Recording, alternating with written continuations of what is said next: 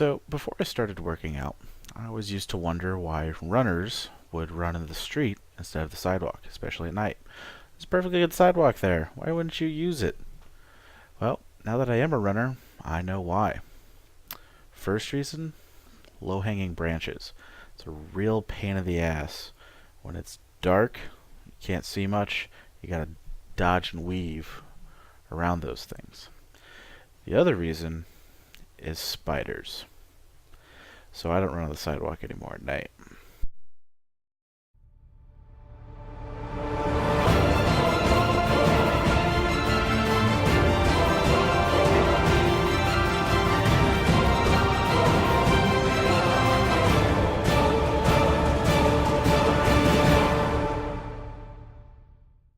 Hello, Internet, and welcome to episode 6 of Aggathon's Rage Bar, the show where you ask me questions and I drink delicious beverages. The beverage of the week this week is going to be something another tank spotter recommended to me. It's going to be the Sierra Nevada Kellerweis. It's an unfiltered wheat beer, and a lot of people don't, read the labels, like this part right up here. I don't know if you can read this. I have to pause and see. My camera's not really focusing well. Anyways, a lot of people don't know this about unfiltered wheat beers, but there is a special way you're supposed to pour them. Let me enlighten you.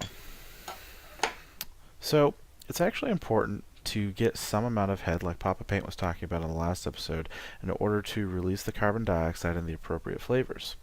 What you want to do for a wheat beer is you want to make sure you're tilting the glass. You don't want to get too much head in the initial pour. And you're going to pour about 2/3 of the beer into the glass. Very slowly. You don't want much head. Because then, once you have about 2/3 done, you get a little bit more there. Now what you want to do is you want to swirl it around. I like doing it on a flat surface, so the webcam might jiggle here a little bit. And then you dump it out all at once.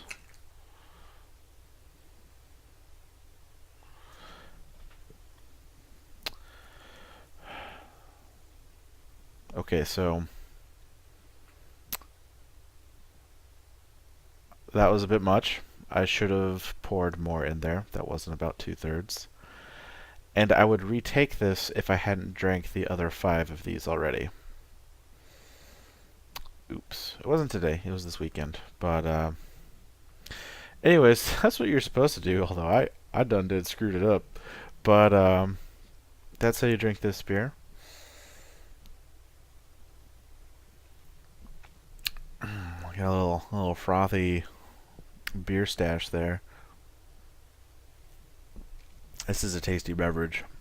One beer that I'm going to do sometime, I don't know if I'll do Boulevard Wheat or one of their Smokehouse series.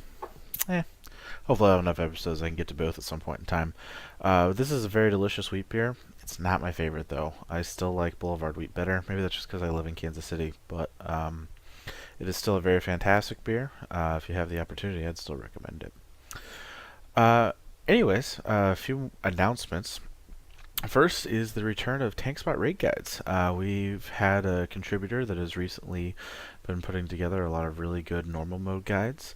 His name is your pal Pally with the Getter raid team. And so head on over to tankspot.com. We have one of his posted on the main news thread, and you can see the rest of his video guides. He's all been nice enough to post some of the Mist of Pandaria raid strats for him. So feel free to hop over, give him suggestions, let us know what you think of his guides. I think they've been pretty good so far. I've been using them on some of the fights we've been doing. So, yeah, I highly recommend it.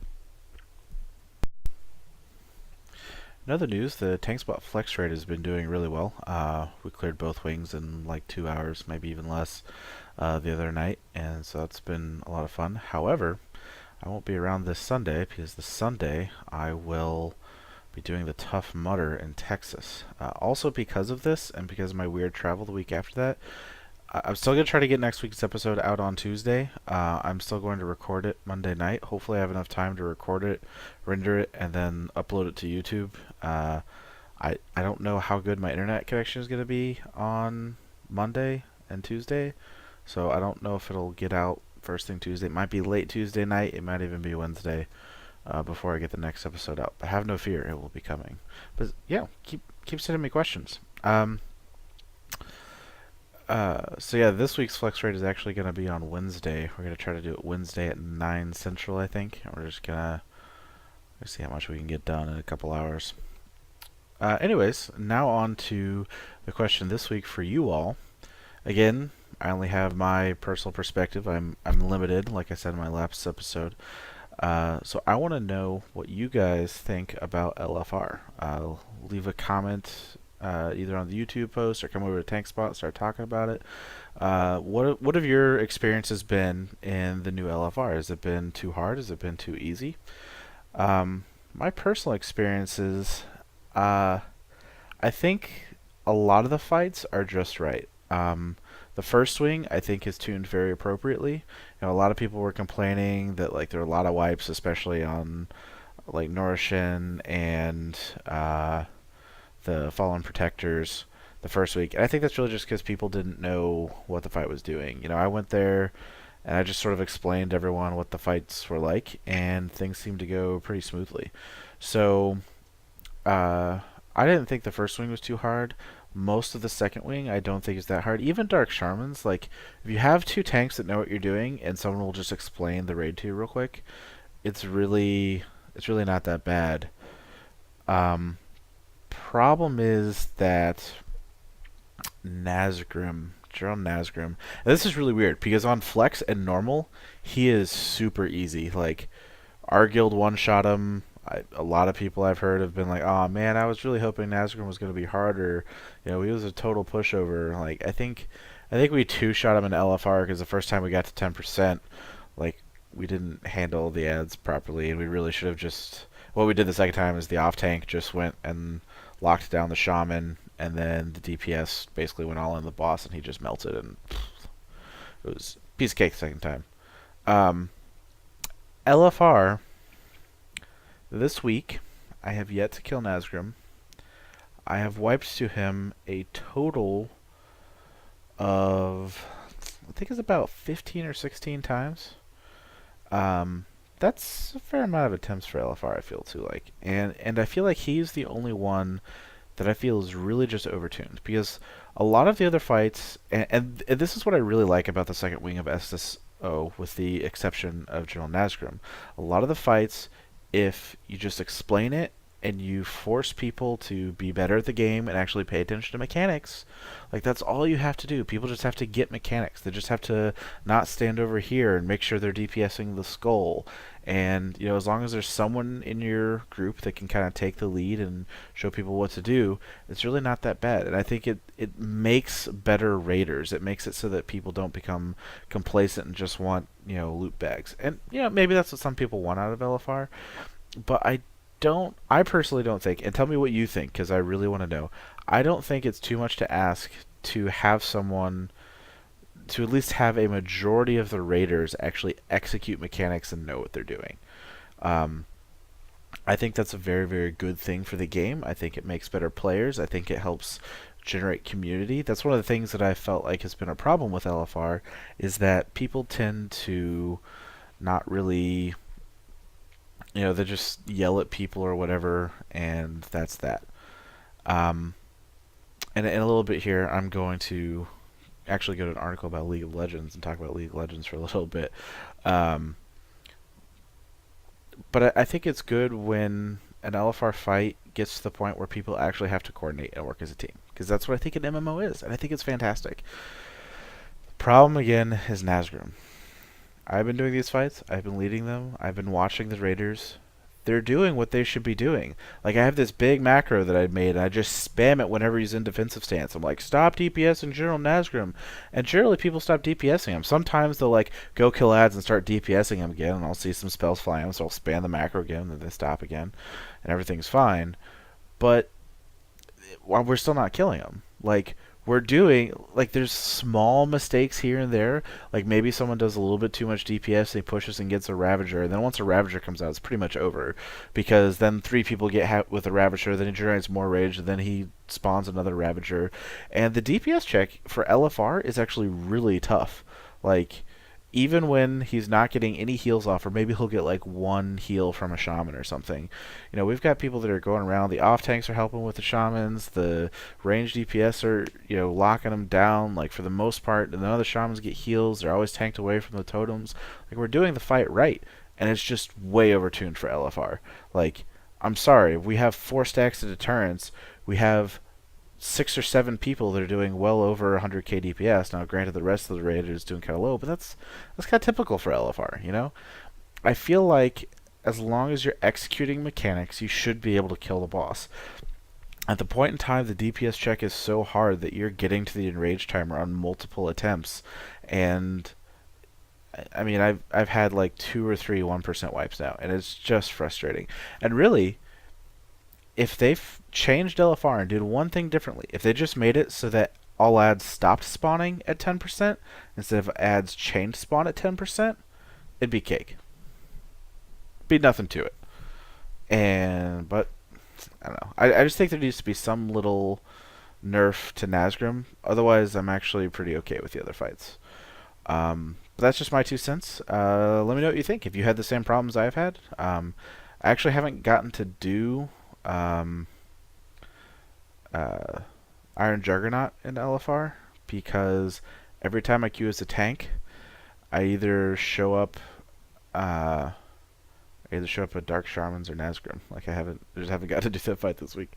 I did Galacrass like the very beginning, but then something came up and I had to leave after it. But anyways, let me know what you think. And actually, this is going to tie in a little bit to our first question. But first, I want to talk a little bit about League of Legends, and I want to show you a cool article that my coworker showed me. This is from PC Gamer, and it talks about raging, not winning games in League of Legends. To sort of highlight here, it says that a team with 0 raging or disruptive players typically has a win rate of 54%, while a team with 3 disruptive or angry players has a win rate of just 46%. That's an 8% swing, according to the video. Player behavior also affects the amount of gold a team is capable of earning in-game. The video argues that based on an internal investigation, there's a direct correlation between positive player behavior and increased gold earnings in League of Legends. So basically, the whole reason that I bring this up is basically to say, look, you can rage all you want at the other players and say, oh my god, you're bad, why you gotta be so bad? But really what it comes down to is you need to be giving positive reinforcement. Just raging at people isn't going to help you down the boss. It's going to make them feel worse. It's not going to make them a better player.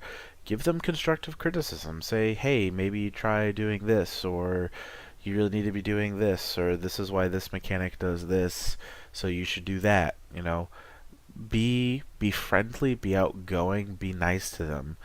Positive reinforcement does have better results. League of Legends statistics proves this. It's not that hard just to be nice to someone on the internet. It's just as easy to be nice to someone as it is to be hard to someone. Maybe. I don't know.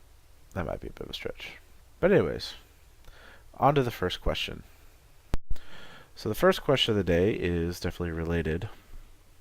It is from Tara, and he asks, why is LFR harder than Flex? So I talked a little bit about, the specific fights with General Nazgrim, and that I liked where LFR is going right now. I just think Nazgrim needs a little, tweak or nerf here and there. But why is it so much harder than flex trading right now? Because this isn't just about LFR now. This is also about how flex trading works. And I think the main reason is, this is going to sound really bad, but the main reason is because you're raiding with people in flex trade. There's a much easier propensity to lead and to tell people what to do and where to go in flex trade than there is in LFR. And actually, a couple LFRs, I feel really bad for saying this, but there's been a language barrier sometimes. Like, the other tank isn't doing, and I'm typing out to the tank, hey, do this, this, this, and this, and then the tank will say something in Portuguese or Spanish, and I have to figure out if it's Portuguese or Spanish, and then I have to go to Google Translate, tell him what I'm telling him, and then copy that back into Portuguese or Spanish and send it to the guy and be like, look, do this, and then they still ignore it because Google Translate probably told them that their mother was a hamster and their father smelt of elderberries or something. So, uh, it's rough. Um, but I do think, getting into it a little more, I am glad that LFR is becoming more difficult. I don't think it should be more difficult than Flex, but I think they should be roughly the same time commitment. And I think if they had a few tweaks and nerfs to bosses here and there, it'd be a lot better. Especially Nazgrim. I mean, we'll see what happens with the next two wings, but for the most part, I feel like the reason LFR is harder right now, and I feel like a lot of people forget about Lei Shen. I know Olivia talked a lot about like Spine, for example. Spine, I still felt like, and maybe it's just because I was a tank and I had sort of control over what happened on that fight. But Spine, I felt like you could still like tell people what to do, and they could execute mechanics, and you could force your way through it. Sometimes it was rough. Sometimes the tank had to be a real hero, but you could do it. And the same thing with Lei Shen. Like Lei Shen, at least in the first week, was all about like the tanks learning how to do the fight, and someone had to organize and split up groups. And the first week was rough, but once you like fought through it and everyone learned it, sure, you wiped a few times, but you eventually got it. Um, I wonder if General Nazgrim is going to be the same thing, but I still feel like he's just harder than Lei Shen was, and I think that's why LFR is so hard right now, and arguably harder than Flex. I know I've wiped more times on General Nazgrim than I have on all the other Flex bosses combined. I mean, maybe that's just because I'm doing flex raid with fellow tank spotters and other like people I know, but I mean, it's not a fantastic group, but we also really, I mean, last week we had some guy that came into the tank spot flex raid and tried to tank. He wasn't that good of a tank. No, I don't know. That's mean. I just have a really, really like high bar for tanks, so it's kind of mean on my part. But anyways, but even with that, like it wasn't that big of a deal. We still killed everything. Um, I really think it just comes down to the fact that LFR right now, people are so used to steamrolling it. At least with Flex Raid, like people didn't know really what to expect. With Flex Raid, it was kind of like, okay, we'll treat this like normal mode, and that's pretty much how a lot of Flex Raid's gone. Like Flex Raid again. I love Flex Raid, and this is exactly pretty much how Blizzard, sold it to us. Is it's gonna be normal but easier, and that is exactly what it's been. Like I've treated every fight exactly like normal mode. We haven't like changed any tactics or whatever. It's still the same tactics. It's just easier. You can drop and add people, and it's just awesome. So I think that LFR now is finally demanding a level of play from people that we haven't expected. Like every now and then there's been a fight that we've been like, meh, and then we eventually outgeared and it's whatever. But usually it's just one fight. Like it's not usually three fights. And there are three fights in the second wing of LFR that are really like, you have to pay attention. Like you can't just steamroll this. You can't just AFK in the corner. You can't just focus on the wrong boss the whole time. You can't not switch to ads. Like you actually have to do that stuff. And I do think that's a good thing, but you got to make sure you find that happy medium. And I think that again, I think Flex and LFR should be a similar time commitment. And I think that LFR, if you had your Flex Raid group in there, it would be easier, but because you don't have your Flex Raid group, it's going to be the same time commitment. If that makes sense. I think that's what I'm trying to say. Like, I think it should be, LFR is going to be easier if you had all your same raiders doing it, but it's going to take longer because you probably don't have all those people with you. So eventually it'll even out to the same time commitment. So I think that's about where LFR and Flex should be, and I guess we'll see in the coming weeks. Alright, let's go on to the next question, which is,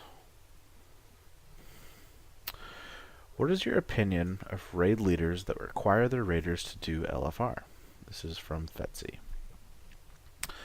Well, I think it depends on what the goal of your guild is. If you're a super casual guild and you don't have a lot of time and you're not real worried about pushing like server firsts and stuff, meh, whatever. You probably shouldn't require LFR. But I think that the fact that a raid leader would require LFR says something about the raiding philosophy that that guild has. I've always maintained that a similar raiding philosophy amongst your raiders is going to give you a better raid team than simply all really good players. If they have different philosophies about how they approach the game, then conflicts can erupt, they're not going to work as well as a team, and issues can arise. Um, so everyone needs to have the same general philosophy about the game.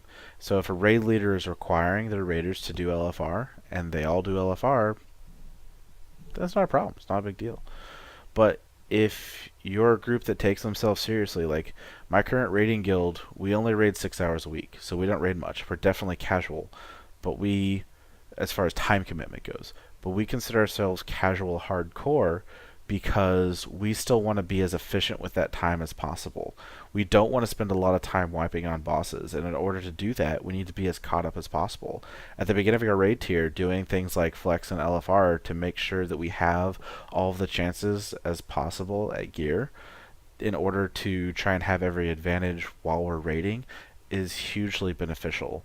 We This way we're not spending as much time just being under geared at the content, and we can be far more efficient with our time. If we're only raiding officially 6 hours a week, then finding time here and there to do flex raid and LFR becomes critical to the raid doing better.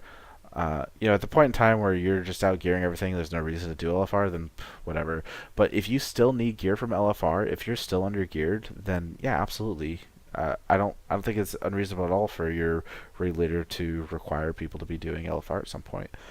I think it would be helpful if the raid leader said, "Hey, me and some other people are going to be queuing at this time. Come queue with us.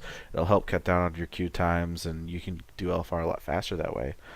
I think that's definitely beneficial. But if you're just a really casual guild and you guys aren't really caring about server firsts, and a whole lot of the raiders don't really care, like they're just doing it for a more social thing and they just want to get on and do what they can, and the raid leader is the only one that's like, "Oh my god, we gotta do LFR, you gotta have all the best gear," then you just have this big philosophy differences between you and your raiders, and that's where a problem's gonna erupt. So it really only matters how your raiding philosophy for your guild stands, and you got to make sure that the people who join the guild were joining it under that assumption. Like, one of the things I've seen a lot of guilds happen is they change paradigms like halfway through an expansion or something.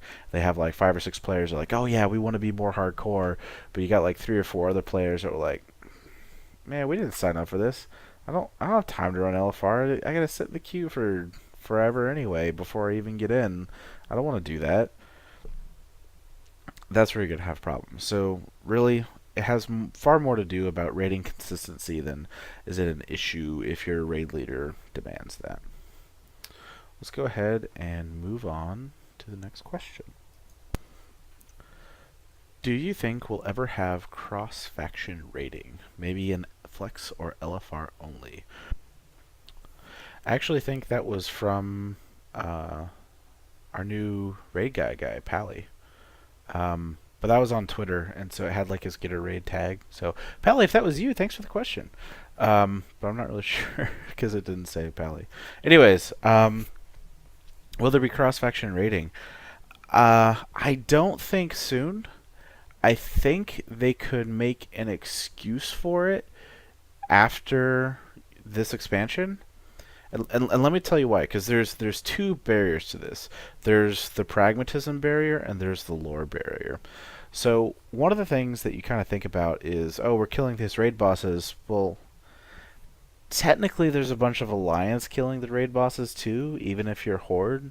Like technically players are killing the same bosses, but they're not. But the bosses respawn, and when we start thinking about trying to put this in real terms, your mind just starts turning to mush. It's just like, Um, I mean, what happens during a reset? Do you like go back in time? Like, are you doing the same like 7 days over, but you keep all your gear? Like, it doesn't make any temporal sense. Anyways, clearly I haven't had enough to drink. So basically, it's the pragmatist thing. Like, it's always been about the opposing factions, and it's especially in the PvP realm. It's always been about, well, you have your alliance versus your horde, and you're not supposed to be friends. You're supposed to be enemies. Sometimes we're frenemies, but it's not. It's never been something that's been like a huge effort together. Um, and I mean, there's been some cases and whatnot, but really, I think that the only way you could do it is if you had some sort of lore piece that was like, oh, we have this pact to work together because we don't want that guy to kick your ass. We want to kick your ass later. So let's work together to kick his ass so that we can go kick our. Yeah. It gets kind of mushy when you have like specifically divided factions, and that's why I don't think they've ever done it. But and so you have to work that in somehow to the lore. There has to be like a reason why all of a sudden you can raid with your other friends. Uh oh.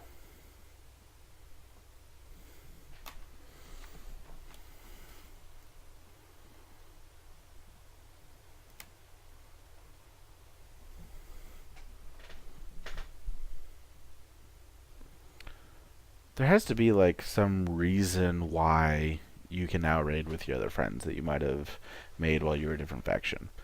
Um, but there comes to be two sort of pragmatic parts of it. One is something that started happening in EverQuest in its waning days, and that is as it started losing a subscriber base, it needed more and more people that could fulfill roles. So you started having classes that, like Rangers, could now tank. I mean, what? A guy with a bow is now tanking? But it made sense in the aspect of the game and for pragmatic purposes because sometimes you just didn't have enough warriors.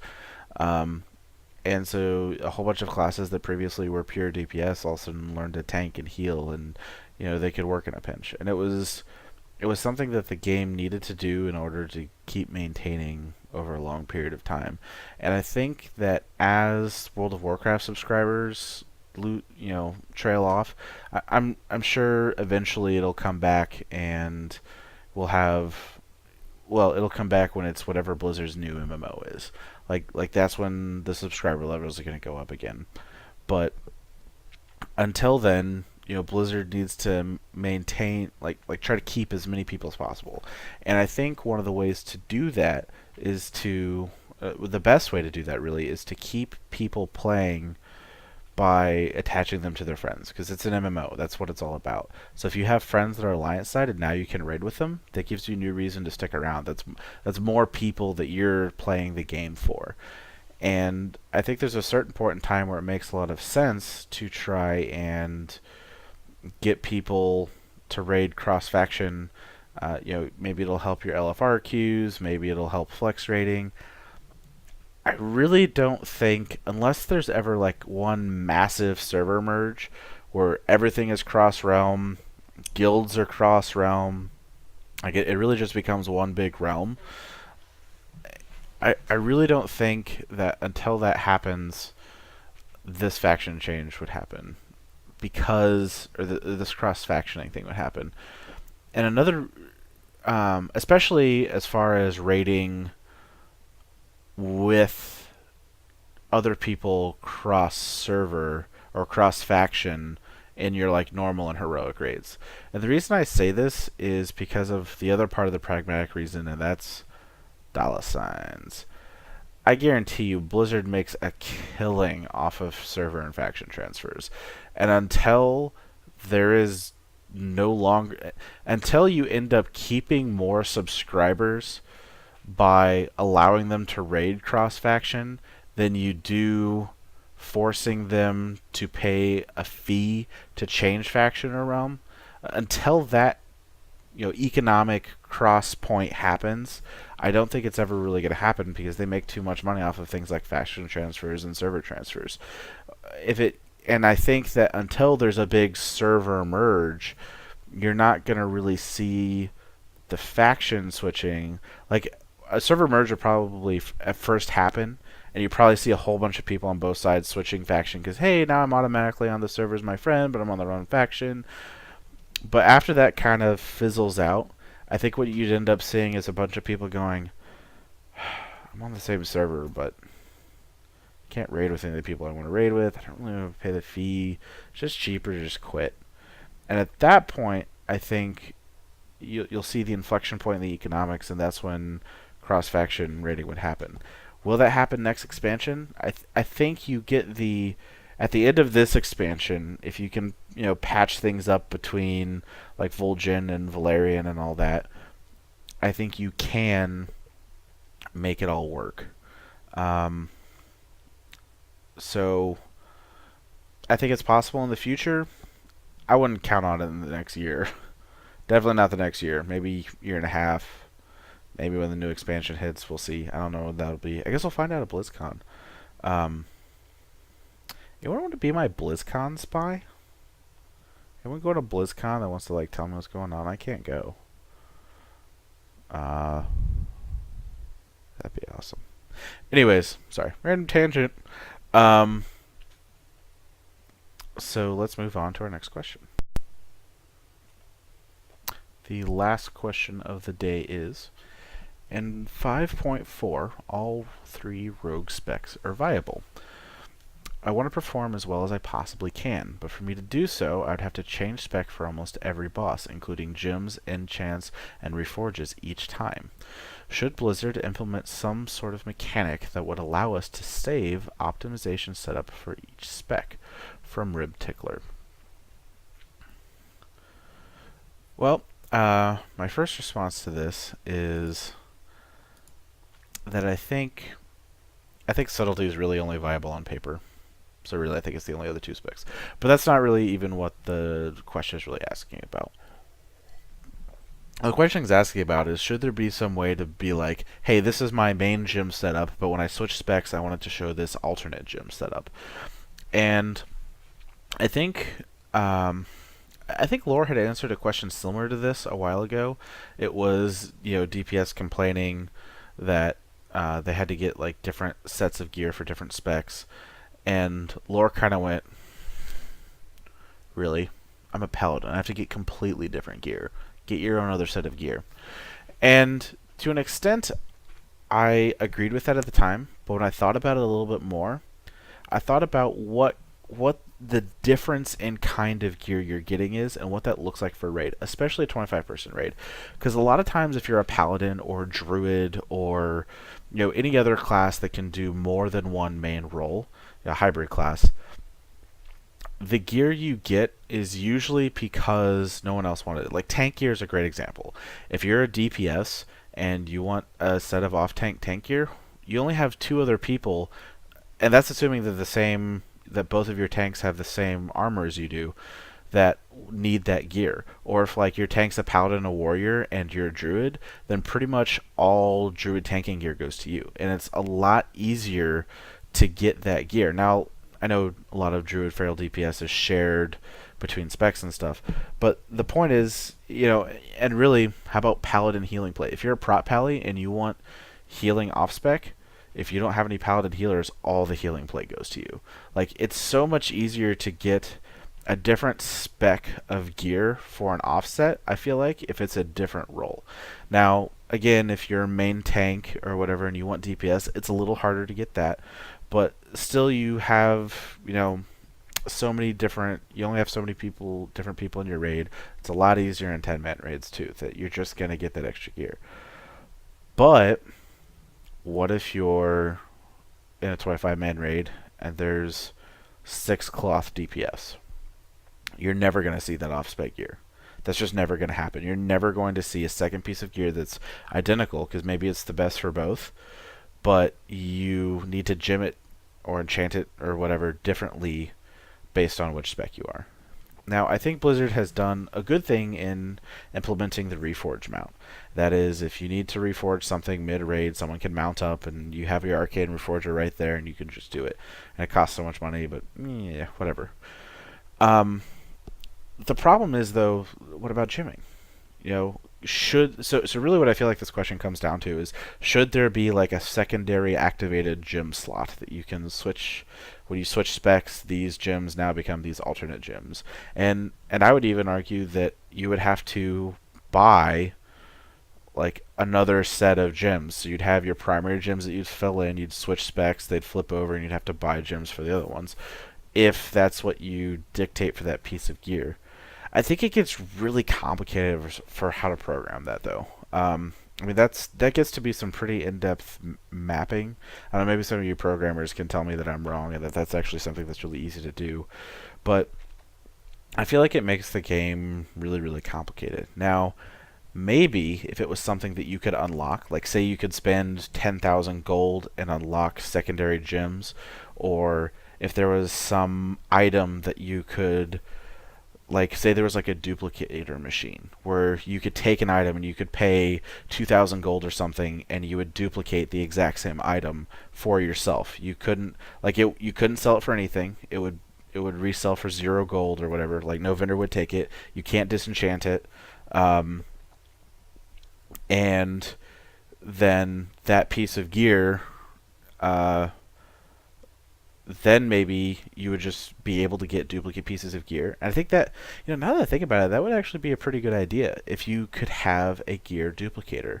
So that if you got a piece of gear once, you could pay a certain amount of money, duplicate it, and now you can use it for your other spec also. And that would make a lot of sense for, like, even some warrior, like, there are some good pieces between Prot and Fury for warriors. I know Paladins basically use ret gear right now. And it would be really good for those DPS classes that share a lot of loot with other classes, and it's harder to get a secondary set of gear for switching specs. So I think that would be the best option, is to have some sort of gear duplicator, because it gets around a lot of the loopholes of having to do everything. There's still an investment for you to be able to have that second set of gear, be it like grinding gold or whatever. Maybe you have a ton of gold, and 2,000 gold times 17 isn't that hard for you. It's whatever. But ultimately, the more and more I think about it, I think that would be a really good solution. What do you guys think? Do you think a gear duplicator so that DPS can easily switch between different specs is a good thing? Because I personally am all for being optimal for every single boss fight. Now, another thing I would argue, sort of at the end of this question, is that if it's only really necessary when you're progressing. If you're still wiping on a boss and you just need that extra oomph, then it might be worth it, especially now. I don't know if you do this or not, but something that you might do is just, hearth back. Alright, next boss, let me go change my spec and my gems. You hearth back and you spend the money because you're a hardcore raider and you want to push that. If you want to do that, then, I mean, that's something you could do. But that's really your only solution right now, until something like a gear duplicator comes in. And yeah, the more I think about it, I think a gear duplicator would be something that would be really cool. I still think for different specs, I just think that for the same spec inherently, or the same role rather, like for example with priests, when you're switching between disc and holy, you're going to use basically the same gear, but it's going to be gemmed. I don't know, maybe it's gemmed differently. I don't know that much about priests right now, but I feel like things that are the same role, I think it's fair that you should be able to just duplicate that and have a second set of gear that's set up a different way for a different spec but same role. But I think if it's a different role, you should still have to get the gear for it, just because of how the nature of getting all of that gear works. I don't know. What do you guys think? Do you think that's a good solution? Let me know. Leave me a comment. That's about it for Aggathon's Rage Bar Episode 6. Let me just down this beer real quick.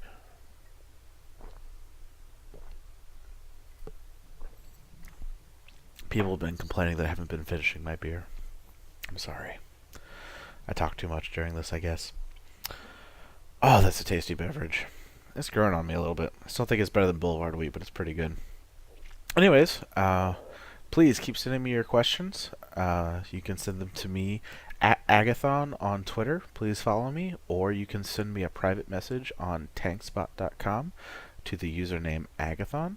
Or you can leave a comment in this YouTube video. I will read them. Let me know what you think. Let me know if there's anything I can improve on. And I will see you all next week.